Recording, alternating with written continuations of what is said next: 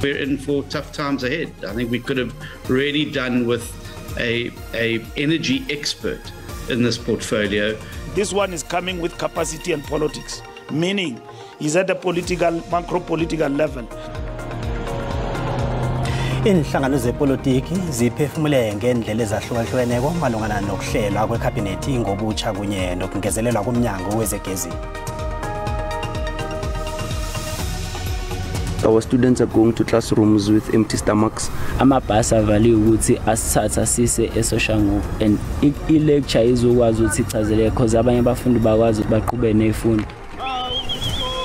Kuvalwethi ekhempasini enkulu yeTshwane University of Technology abafundi balila ngokuriyada yokubhadela imfundo i-NSFAS.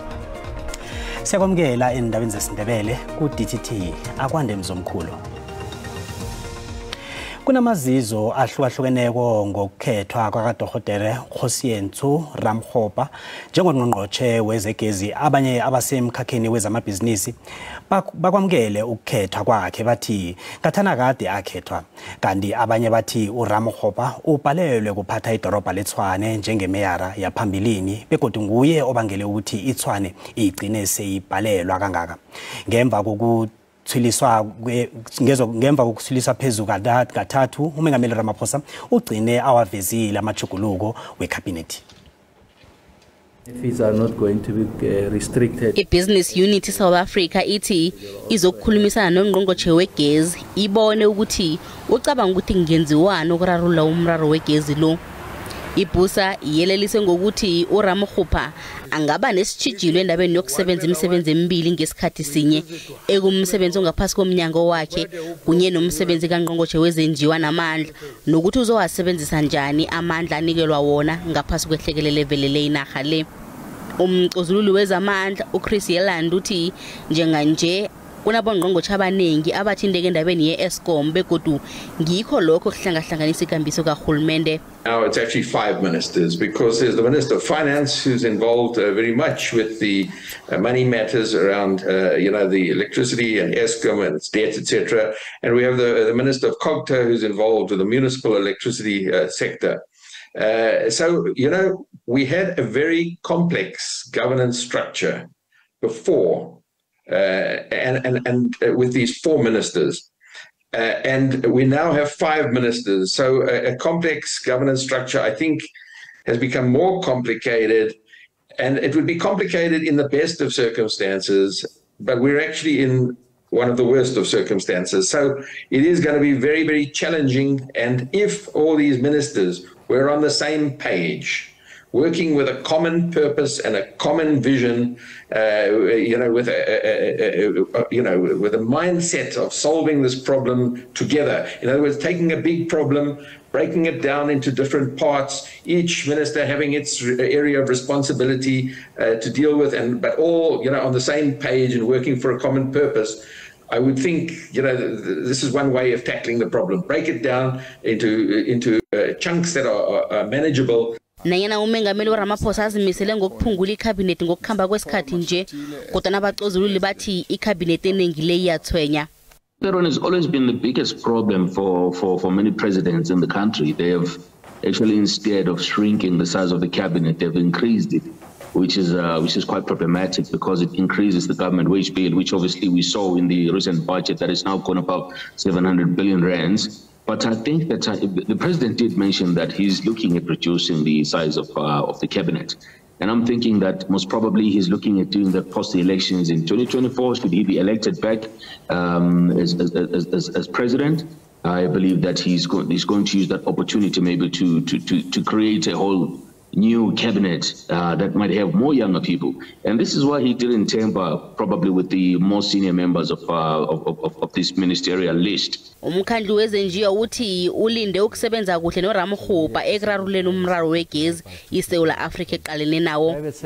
Usomnotho uProfessor Raymond Parsons uthi isiqundo egade silindiwe sizokubonakala ngokuphumelela kwemiphumela ngesikhathi ebekelwe sona.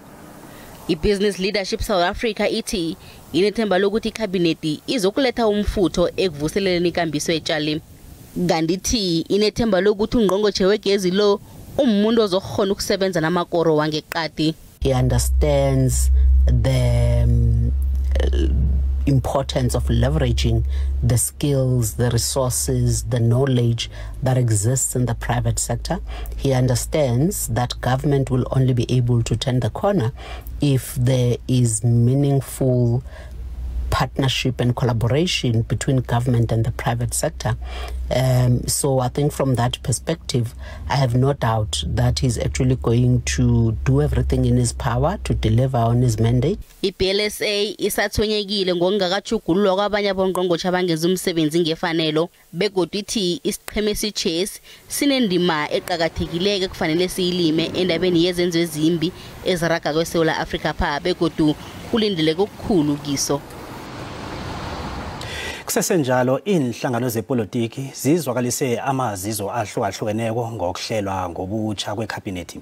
uPaul Mashatile umenyezele njengesekela likamongameli kanti kuthiwe ungqongqotshe wezegezi uyokunikelwa wonke amandla kunye nomsebenzi wokuqeda umraro ohageleko wokuqindelisa kwegezi kufaka hlangana nokulawula amahlelo aqhakathekileko wehlelo lezamandla. Ihlangano ebusaki ANC iwamukela amajuguluko wecabinet enziwe ngumengameli Cyril Ramaphosa.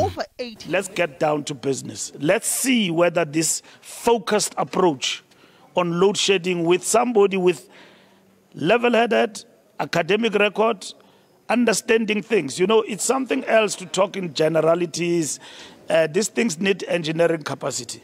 They don't just need politics, but this one is coming with capacity and politics, meaning he's at a political, macro-political level. He can understand things and he can enforce implementation.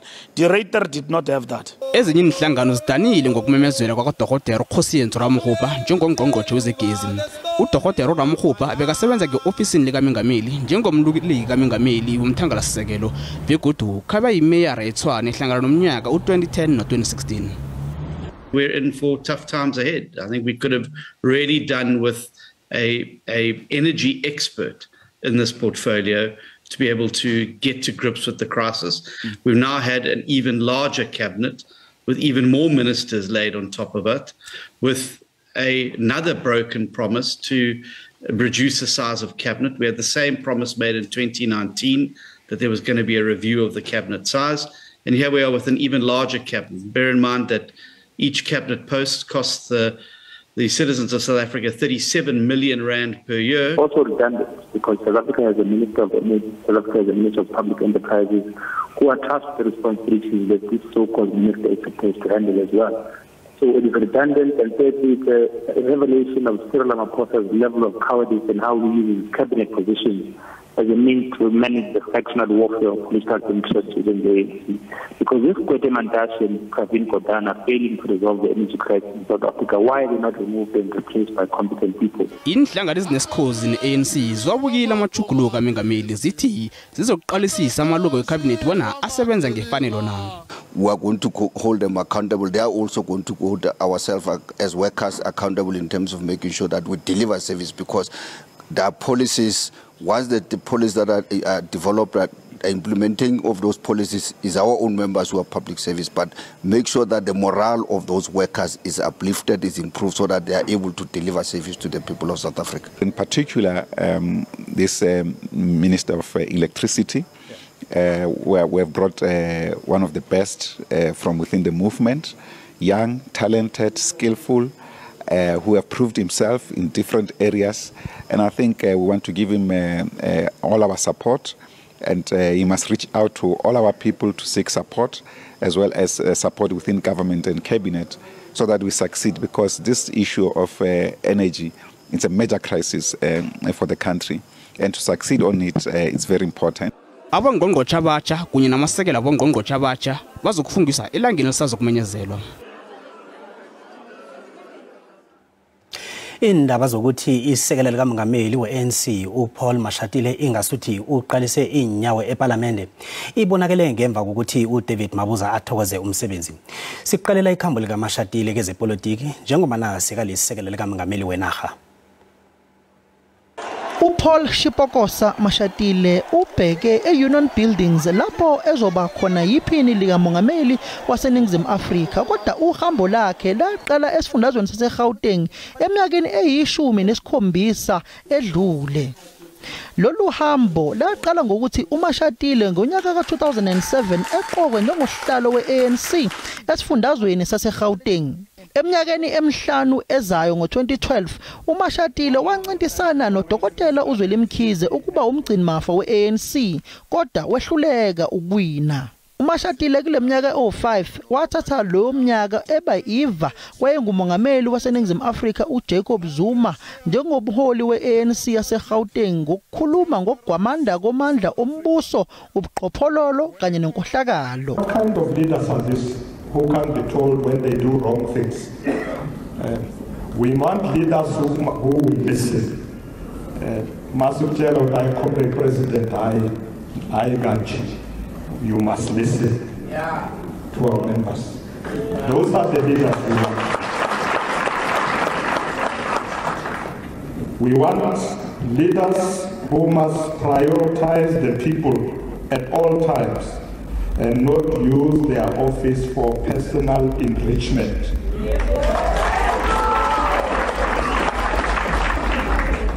We want leaders who are going to protect our state from state capture.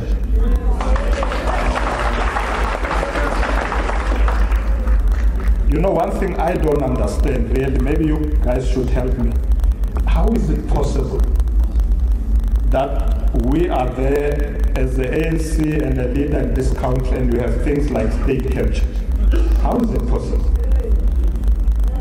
It means we have a leadership that does nothing about it. That's what it is. We are on autopilot. That's why you have these things.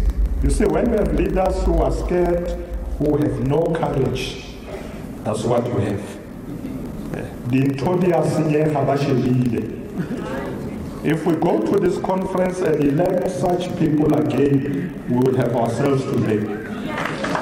Ngonyaka ka2017 uMashatile wahlula uMayitinkoana Mashabana ngokuba umgcinimafa weANC enqungqutheleni yeqembu elibusayo. Leminyaka emihlanu ezayo uMashatile wahluleka ukukhokha imholo yabasebenzi baseLuthuli House ngesikhathi. Kodwa amagatsha eANC athi uMashatile usekulungele ukuba yiphindi likamongameli waleli qembu kakhulukazi ifundazwe iKwaZulu Natal, iGauteng, iLimpopo kanye neNorth West. All I can say for now is that I'm humbled by that consideration.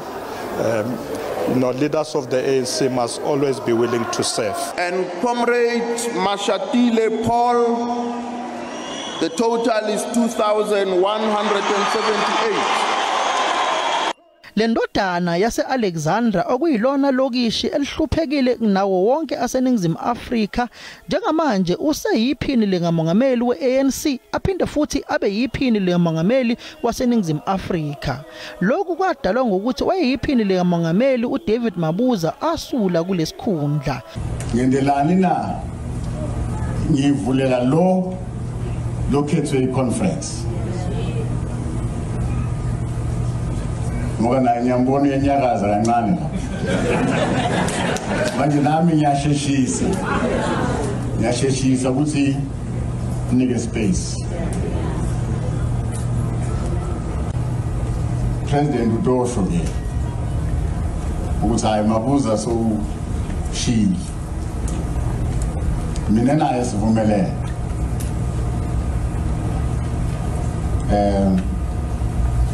Nanthembisa mangila ngathi president ngiyomhlonipha ngize ngiphume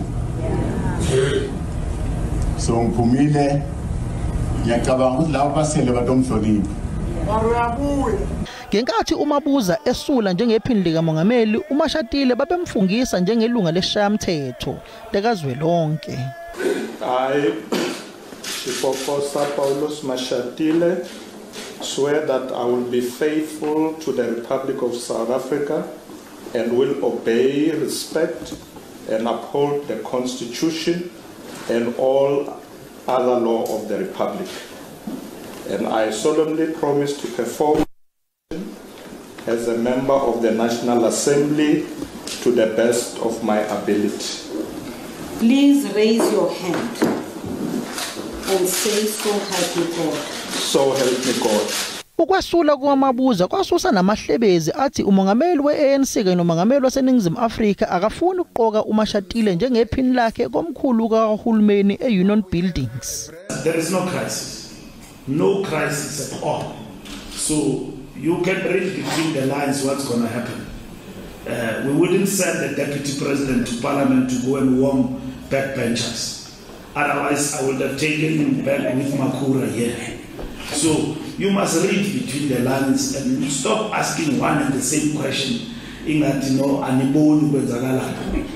Obviously, other people want us to be in the mud and then debate the things that we don't need to debate. There is a crisis, folks, has been sabotaged by the president. President Ramaphosa, if you know him, he doesn't work like that.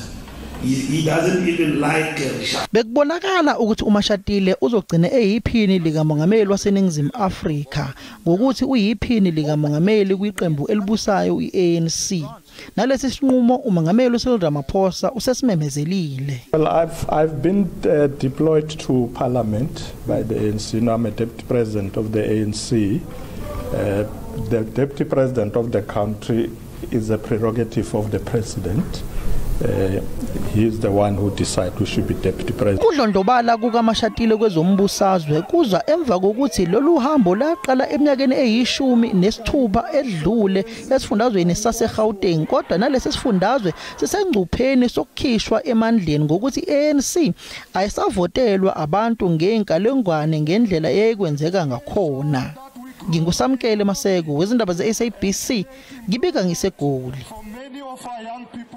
Ukunaba ngokuhlelwa ngobutsha kwekhabhinethi kaMengameli uCyril Ramaphosa sikhulumisana nesazi sezomnotho uBongani Mahlangu.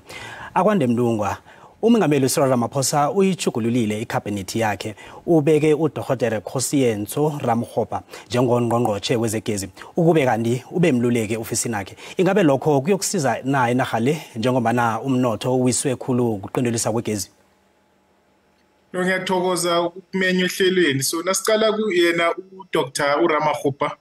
Abantu abaningi bacabanga ukuthi ukungena kwakhe kuzovele kulungise iEskom.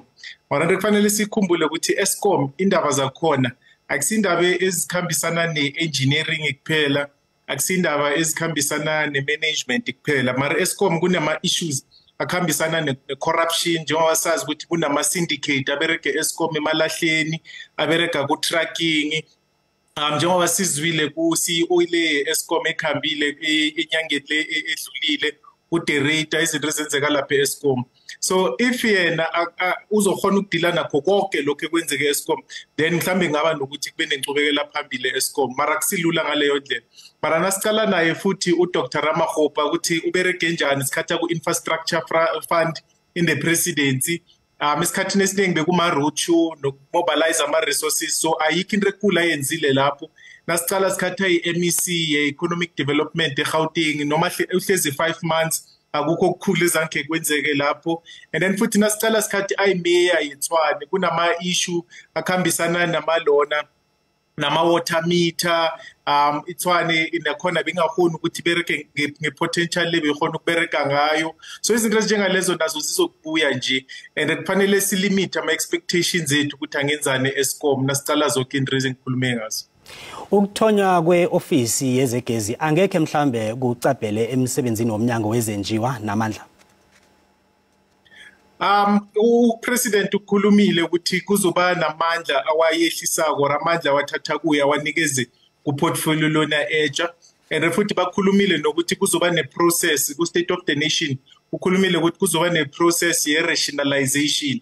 So i-process le ye-rationalization ukwenza sure ukuthi akubi ne-duplication kuma-portfolio ekwenzeni umbereke wawo. Kuze kwabekwa nokuthi nakwenziwa i-process le ye-rationalization as i-president ezoberekisana ne-treasury kuzokuseva nemali elingana ne-27 billion.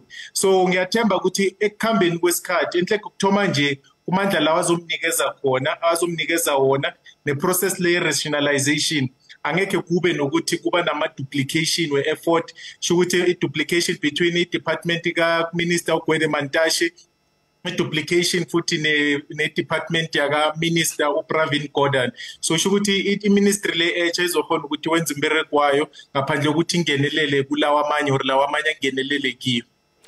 uRamokgopa abanye bayambuka abanye bathi usuyafana nabo bonke bembusweni ingabe umbona njengomuntu onamaqhinga akhaliphileko ahlogwa inarha le ilento le bengitsho lokho ekuthomeni ukuthi nawumcala ephepheni ngomuntu ozokhona ukwenza umberego wenzeke mara futhi nasicala ukuthi yini le kufanele ayokuberega kiyo yini le kufanele ayolungisa sesikhuluma ngeEskom Eskom akusinkinga yelona kuphela engineering ukuthi imichini yaphuka kufanele kube ne-maintenance ngesikhathi kunenkinga ezinkulu ze-corruption lapha e-Eskom and yena kufanele ayokudila nenkinga leso kunenkinga zokuthi kwathiwa kunama-minister ayi-2 aloke abhizi lapha e-Eskom azidapela imali ayenza ukuthi kube ne-crisis e-Eskom inkinga ekufanele adile nazo leso kunenkinga ezi-political kunenkinga ze-leadership kunenkinga ze-management kunenkinga zama-inputs ku-production sikhuluma ngamalahle so inkinga lezo zonke lezi inkinga yena kufanele adile nazo mara njengoba ngisho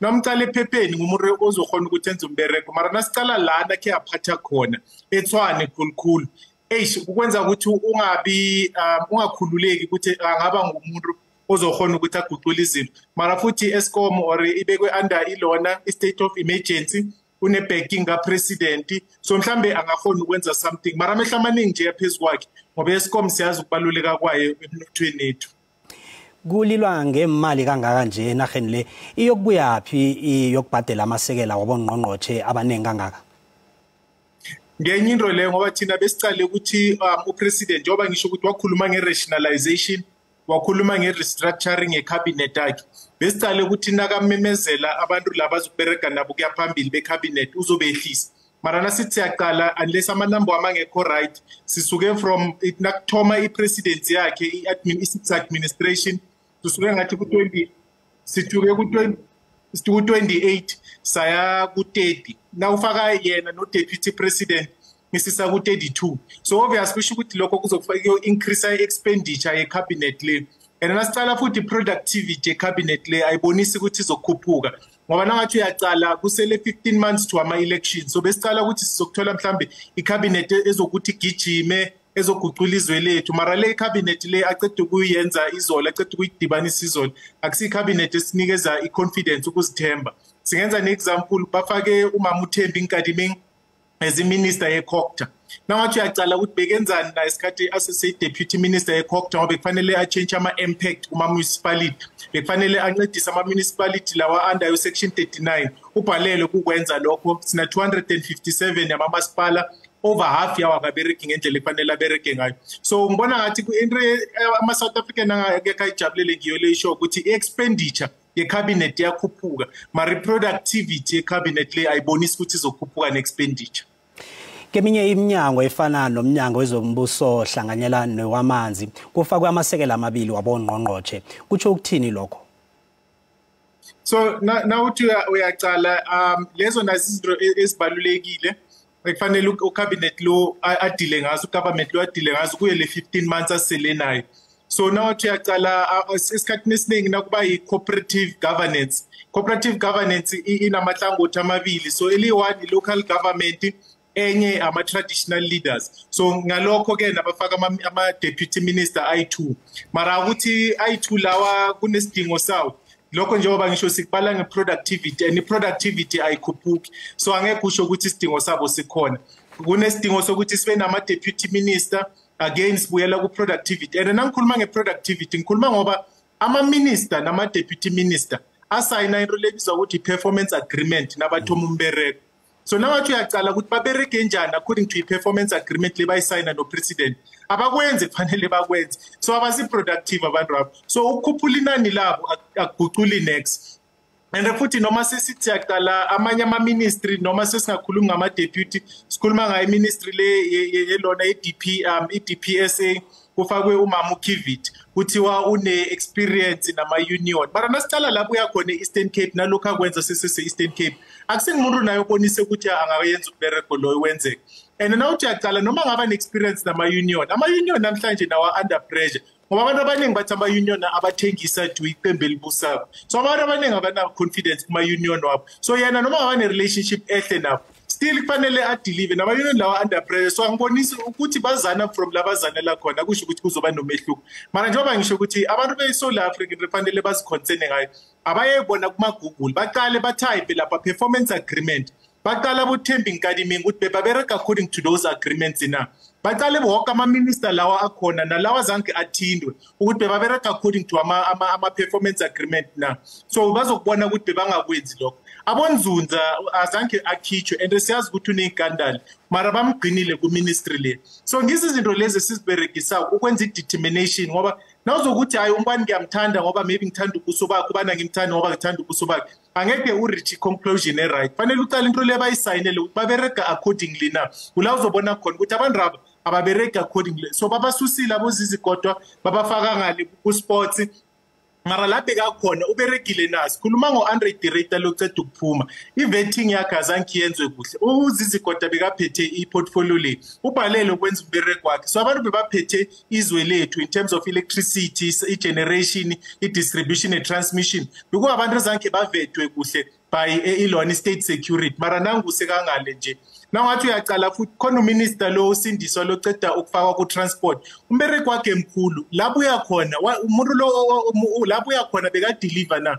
njengoba sikhuluma nje ayisekho i-passenger rail eSouth Africa and ngenxa yalokho ama-South Africans amaningi kufanele abhadale imali kuma-taxi increase ama-household cost wabo nasithi siyaqala kuloke kuchachwa i-goods rail eSouth Africa so ama-goods we-South Africa akakhona ukuthi afike eba-Richards Bay ukuthi aye kwamanye amazwe and imoshe export ye-South Africa imosha ne-GDP ye-South Africa kulahleka imbereko so abantu aba kufanele sibacale ngalokho ukuthi bazokhona ukubereka naye and nawathi yaqala akuna justification ye-expenditure nangendlela lebona ebaphusha ngayo.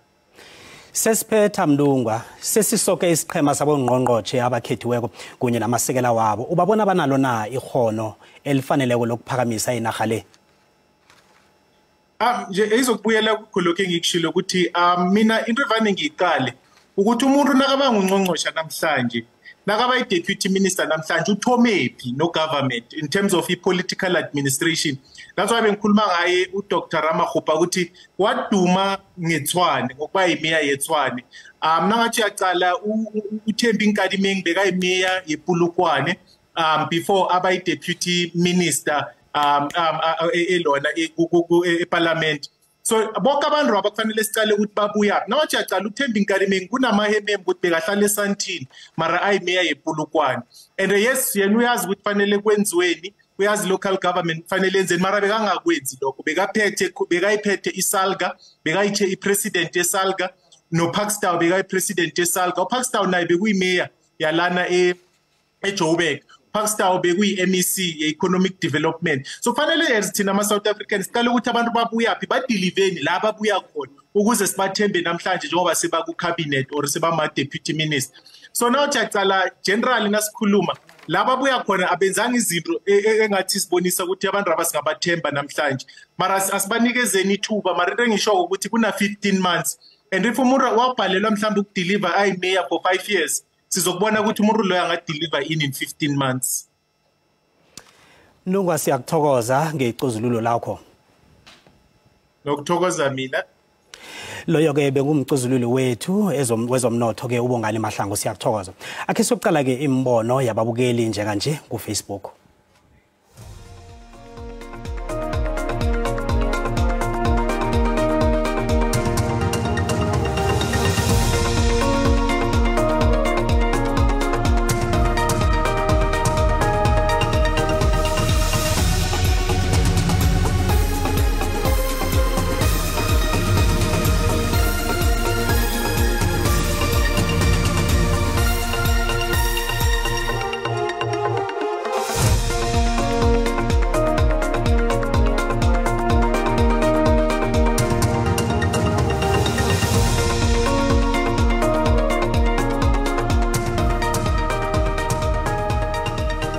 Amashuguluko enziwe ngupresident uCyril Ramaphosa amahle khulu begodi ayasijabulisa ufake uSihle Zikalala sizokukhumbula ukuthi uSihle Zikalala wakhishwa kabuhlungu ku conference namkha bamvoda out but ke into engijabulisa ukuthi nekuvaleka omunye umnyango uzimuva uvula omunye so siyamthokozisa and then kakhulu ufake abantu abatsha sithokozane nesekela lakhe elitsha sithi ke ngathi bangabereka baye phambili sinethemba kibo ukuthi bazolithuthukisa iSouth Africa ngaphandle kwabo uma ababili abadala kuhle kube ufake abantu abatsha ngokuningi. Sizomehlulela umongameli ngalo lecabinet akaqeda ukuliqoka ngo2024 ukuthi lizosebenza kanjani. Kodwa ngidumele kuma ngabe ukuthi usaqhubeka nokunweba engabe uyaliphungula ominister bakhe abaningi kangaka ufaka no deputy minister nga2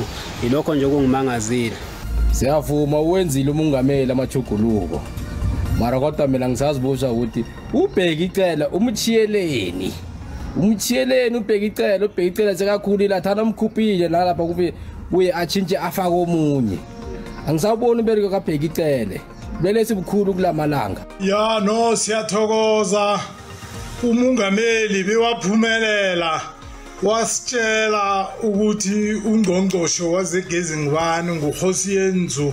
Awana siyamthokozela imfundo zona uziphethe siyathokoza asithembe ukuthi umehluko uzawuletha njengomanyana abomasipala khe waphatha khona khe waletha itutukwanyana asithembe ukuthi uzosilethela okungcono siyathokoza.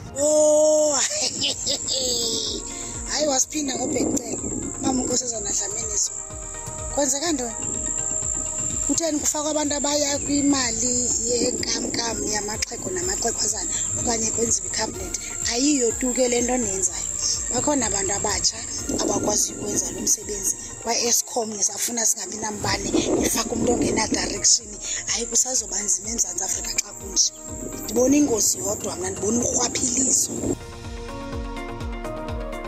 Abaphathi beTshwane University of Technology bathi basemkhulumiswaneni nomkhandlu ojamela abafundi ukulinga ukuqeda umchagalo osele uphazamisa amahlelo okufunda nokufundisa ecampusini ekulu yeUniversity esePitori.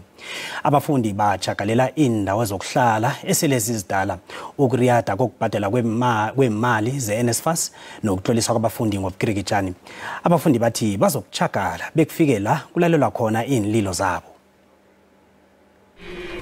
Namhlanje lilanga lesibili abafundi beTUT bangenela umchakalo basola abaphathi beuniversity ngokungazwela abafundi nokungaphendula inlilo zabo. We've closed down this university precisely because our students are going to classrooms with empty stomachs.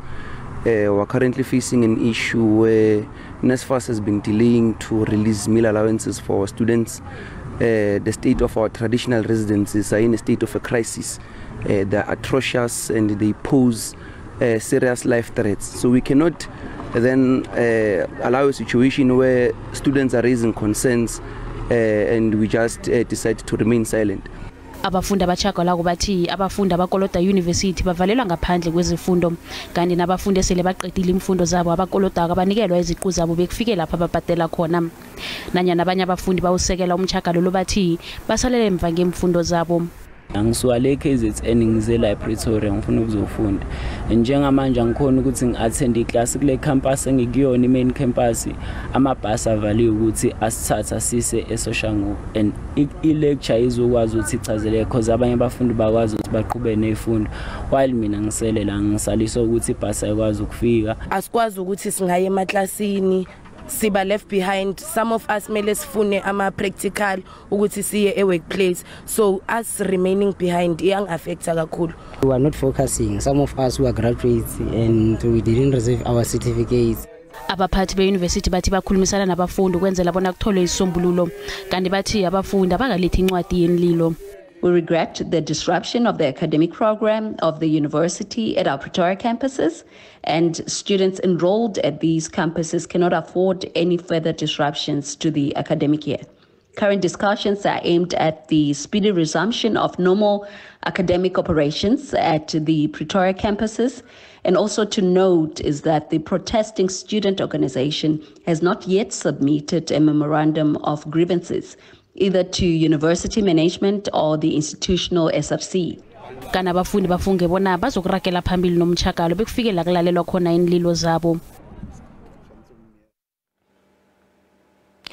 Abaphathi be-University ye-Wits baqinisekisele bona ujanyisiwe umengameli womkhandlo ojamela abafundi uAphiwe Mnyamana emfundweni zakhe. Lokhu kuza ngemva kobana uMnyamana amemezele enkundleni zokuthintana bona usakhulumisana namagqwetha wakhe.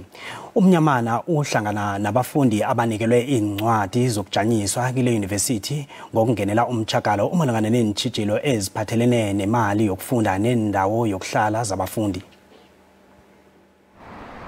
Estatementini esikhutshweko uMnyamana uqinisekise bona undunankulu wesifunda seGauteng uPanyaza Lisufi ulingile bona kukhulumiswane ngendaba le. Kuthiwa uLisufi uzokudosa phambili umhlangano nababelani lapha kuzokurarululwa umraro khona lo hlangana kwabaphathi beuniversity nabafundi. Usihlalo webhodi ye-NSFAST uErnest Khoza okhulume nembiki indaba ngemva komhlangano nababelani nabafundi ekufaka hlangana uLisufi naye uqinisekisile umhlangano. Abafundi bebakhombela bona kungasetshenziswa umthetho ukuthi abafundi kufanele babhadale inkulungwane ezilithumi zamaranda ngaphambi kokuthi bangathola indawo yokuhlala yabafundi beuniversity. uMnyamana uthi umchakalo uzokuragela phambili.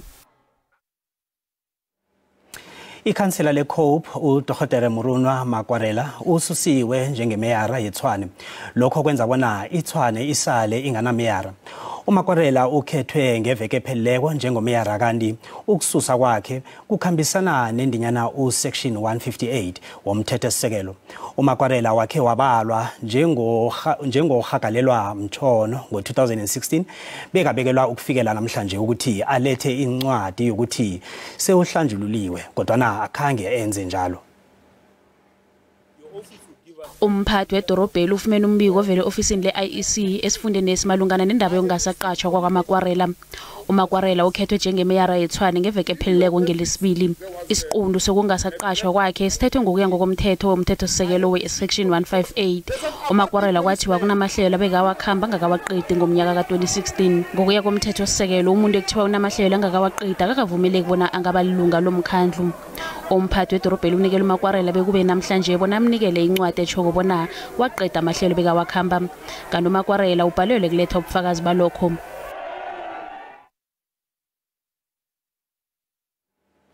Nasibuya entolo. Uzinikele emapholiseni umtshayeli wetraka ebange ingozi yenkulu ezimachumi 52 esifundeni saKwaZulu-Natal.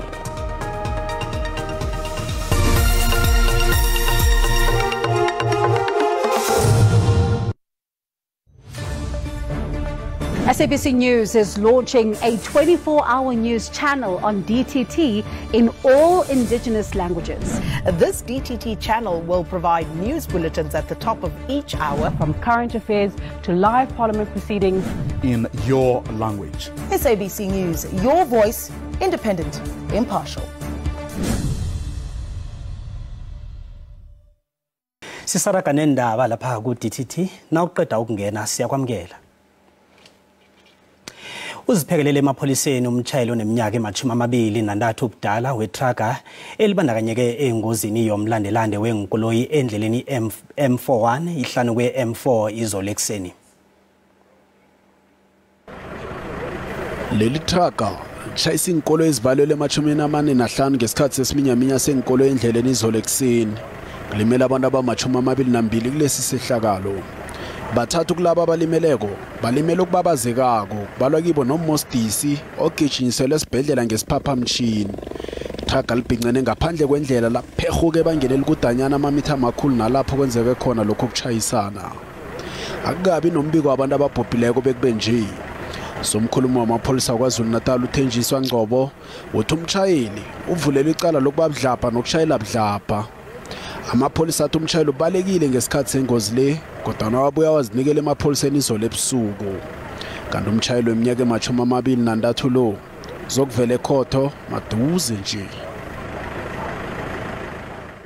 Imphathimandla zempilo eNtshonalanga Kapa zibawa ababelethi kunye nabahlogomeli babantwana ukuthi bajovise abantwana babo ubulwele bomungu.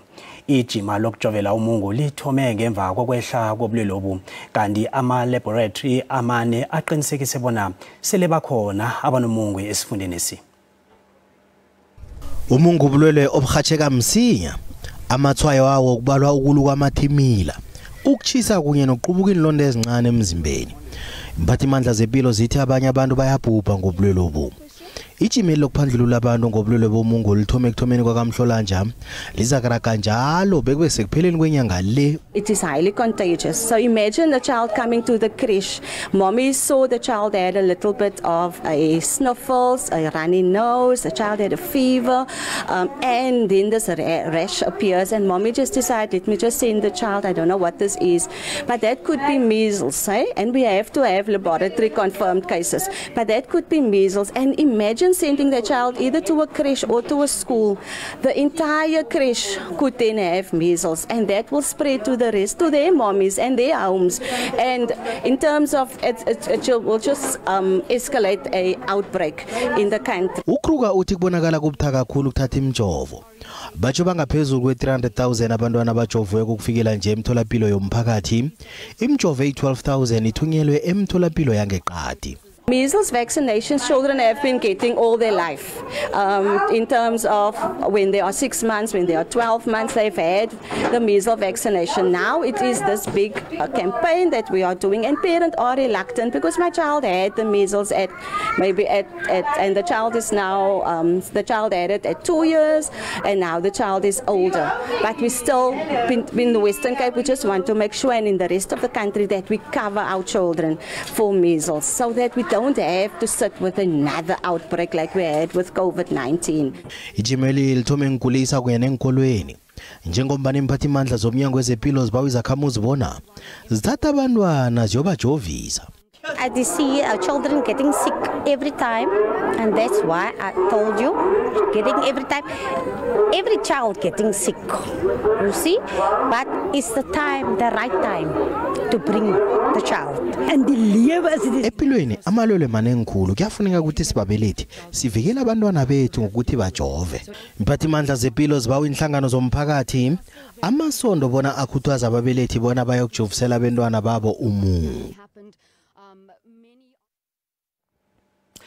Imlayezo yokududuza ingenile ngemva kokubhubha kwakasomkhandlu wezifundo eFreystata uTate Makhwe. Kanti ungqongqoshe wezifundo sisekelo uAngie Motshekga uvakatshele umndeni. uMotshekga ubedosa phambili abosomkhandlu bezifundo okubalwa kibo weLimpopo, waKwaZulu Natal noweTlhagwini Kapa. Nabo babeyokududuza emndenini kaMakhwe. uMakhwe ubhubhe ngamasa wangosondo nogadi wakhe uVuyo Mti. Ikole bebekhamba ngayo ichayise inkomo ezimbili kanti abalingani bakhe bathi kukhambe ikutani. Sivivithwana sodwa ungqongqoshe uMotshekga usenhlungwini ukujidelana kwakhe eduze noMakhwe solo kwathoma ngo-2009 ngesikhathi bazakhethwa bobabili njengongqongqoshe nosomkhandlu wezifundo. uMotshekga uthi uMakhwe uzithuthukise khulu zefundo eFreystata. I'm able to say to Tate, you know, Eastern Cape is doing a very good project on mother tongue instruction. Tate will quickly run and learn and say, I am going to piggyback. Other MECs will say, MEC, I see you are doing this in your province.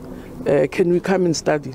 So he used to go and visit provinces to learn from them, and provinces used to learn from him. Because what I can say, almost every province has something to contribute. He would have gone to Limpopo to go and study how they are doing their maths and science program. Kukhule bekakuhlosile. Amagalelo kaMakhwe azizwakele enarheni lezombelele. Ungusomkhandlu ophethe isikhundla sesikhathi eside eFreystata. iFreystata idose phambili amahlandla alikhomba ngokuphasa umatric ngaphasi kobuholi bakhe. Lokhu kufaka hlangana ukuba sifunde siphuma phambili ngokuphasa umatric iminyaka emine ngokulandelana. Ubengusonjiniyera wamakhemikhali ngokwefundo begodwa bekanethando elikhulu lesayensi, itechnology, ubunjiniyera nembalo. Abalingani bakhe ngokomsebenzi bamhloniphile nabo. Some of us we are very new in this portfolio of education. MEC Tate came a long way since 2009. And all of us, we landed in his hands, and he was coaching us, he was assisting us. And as you can also know by now that Free State is the best performing province coming to the grade 12 results. So some of us from the other provinces, we are running to commiserate, to assist us, to advise us, to say what is he doing correctly. Ngesikhathi sakhe njengosomkhandlu wezifundo nenkolo zemakhaya zisebenze kuhle khulu ngendlela ebeyingakalindeleki. Umndeni ulimele ngokukhamba kwakaMakhwe. Tate Makhwe to the family of Mahu, I can say he was one who always liked to advise people and guide people and help people to achieve in life. He did so many things, more especially when it comes to education in Free State. Ubesela dume ngesudu wakhe emhlophe njengethwayo lempumelelo kaMatric. Umakho uthi isudu leyo beyilithwayo lempumelelo ngemva kokudosa nzima. Bekuyisudu benzela ukugidinga impumelelo. Kanti abalingani bakhe emkhandlwini bagcina bamlandela nabo ngesudu leyo. Ukwanda kwesibalo sabantu abahloke amakhaya eCape Town kubangela imiraro eminingi kwezokuthuthukiswa kwesitshaba. Inqhema ezijamele abantu abahlala endleleni balinganise bona kunabantu abangaphezulu kwe-14,000 abahlala endleleni ke ezeKapa. Ikhotho ephakemeko yeKapa inikele umasipalata weKapa imvumo yokukhupha abantu abahlezi endaweni abangenikizo ngokungemthetho. Inani labantu abahlala ezitalatweni eKapa liye lisanda yaye bajamelene nemingeni enjengoba sesichengeni kwempilo yabo, ukhuseleko, ukungabi nasondlo kwakunye nobundlobongela. If there is someone that can help us, give us some houses and whatever it is, because we're also doing our best so that we can have a nice life. I did stay in a shelter not so long ago. By Solution Institute, me and my boyfriend, and it wasn't so quite nice for me because we couldn't stay together. He had to stay by the men's side and I have to stay by the women's side. And if we wanted maybe to be together, then we have to sleep outside. You understand? Only 2 or 3 nights they give us to sleep outside. For longer than that, then you get evacuated. So that is what makes us come back to the streets. Isixeko sithi silinde kuphele inyanga kaTshazimpunzi. Bakhuphe bantu bambi yaye bababeke kwiindawo zokhuseleko. Bathi ezitalatweni ababahlali bajongene neengxaki ezingokuhlukumezeka ngokwasengqondweni, ukuxhatshazwa kweziyobisi, utywala nengalo yomthetho eyeke. And so we'll get a more accurate, up-to-date count as soon as those census results are released. And until then, we have to just go on a prioritized list of where people are in danger. The places that we have applied for are people that are living in the middle of road reserves, on center medians, next to huge fire hazards. They are in danger living there. Imithetho emele abahlali ithi ayizobhena ezinkundleni koko izokumemelela ukufaka izisombululo. So the Housing First model is a model which says that you person, you've been on the street, you may be having a substance addiction disorder, maybe you have a mental health disorder, but you can come as you are as long as you have that commitment to change. You can come as you are, and we are able to offer you a developmental program as well as housing. We've counted 4,692 people in the CBD. The mayor is talking about a shy of 200 beds available, and the new safe space that they're going to be opening is for 300 beds, and it has to accommodate people from the Atlantic Seaboard right through to the CBD. As you can see around you here, you already have a mass of them that would go into the one nearest to them, which would be the new one in Greenpoint. So where are these people going to go? Le mihlambi yalanayo kubonakala ngathi ayiboni ngasonye, kodwa kubonakala ngathi bayavumelana ukuba aba bahlali bahlala ezitalatweni kumele babuyiselwe babe yinxalenye yabahlali. Thule Joka, Iindaba ze-SABC, ndiseKapa. Umnyango wezobulungiswa nokuthuthukiswa komthethosisekelo uthi usebenzana namacala ngaphezulu kwe-5,000 wokukhahlumezana ngokubulili nokubulalana qobe eminyaka lapha enarheni yekhethu. Lokho kuvele ngesikhathi kubanjwe ijima lokuyelelisa ngomukghwa lo ukukhahlumezana ePotchefstroom eTlhagwini Tjingalanga. Kanti ngejimeli bahlose ukuyelelisa njengengcenye yokuthokozela inyanga yamalungelo obuntu. Lekhambo lamabanga amakhilomitha amahlanu ukusuka eKhotoga Magastrata we-Ikageng ukuye eholweni ePotchefstroom. Lekhambo lejima lokuyelelisa ngokukhahlumezana ngokobulili. Ngokuya kwamapholisa weSouth Africa bayi-988 abantu bengubo ababuleweko phakathi kwesihlabantangana nokhukhulamungu womnyaka opheleleko ngonobangela wezenzo zokukhahlumezana ngokobulili. Kanti umnyango wezobulungiswa nokuthuthukiswa komthethosisekelo uthi e-Ikageng lidzaba lezenzo zokukhahlumezana ngokobulili. We estimate over 50,000 cases in the country about domestic violence related matters and also about protection of harassment. There are two separate processes. And then here in JB Marks municipality, especially at Ikageng, Ikageng is #1 based on domestic violence and harassment in the whole province. And also it's one of the top 30 areas whereby domestic violence and protection of harassment complaints are laid. Iphiko lezokuthuthukiswa komphakathi esifundeni lesi lithi lapha kunye ukuhlala kobufakazi ngikho kubangela ukuthi kugcine kuthiwa icala linabufakazi. You see, a prosecutor's case, unfortunately, is only as strong as its witnesses. So if a witness is not a good witness in court, the prosecution asks the questions from a police docket, from what's written in the police docket, in the form of the statement by the victim. But if the victim comes to court and make various different stories or versions of the events that happened, then it becomes all the more difficult to find that witness to be a credible witness, and it makes it all the more difficult for the courts to bring out a conviction. Abanye abasinde ezehlakalweni zokukhahlumezana ngokobulili bazwakalise ubuhlungu abahlangabezene nabo. It was too painful. I lost everything in my life. I had to restart my life. For my marriage, my kids, my family, even if the place I was staying at, I had to lose it because of that rape. When I was 9 years, I was raped by my stepdad. I didn't want to tell them because I was afraid. Umnyango wezobulungiswa uyelelisa amalunga womphakathi akhahlumezekako ukuthi abike izehlakalo ezifana nalezi emapholiseni. Siphelela lapha indaba esikuhlanganisele zona namhlanje. Senichiya nobujamo bezulu. Nisale kuhle.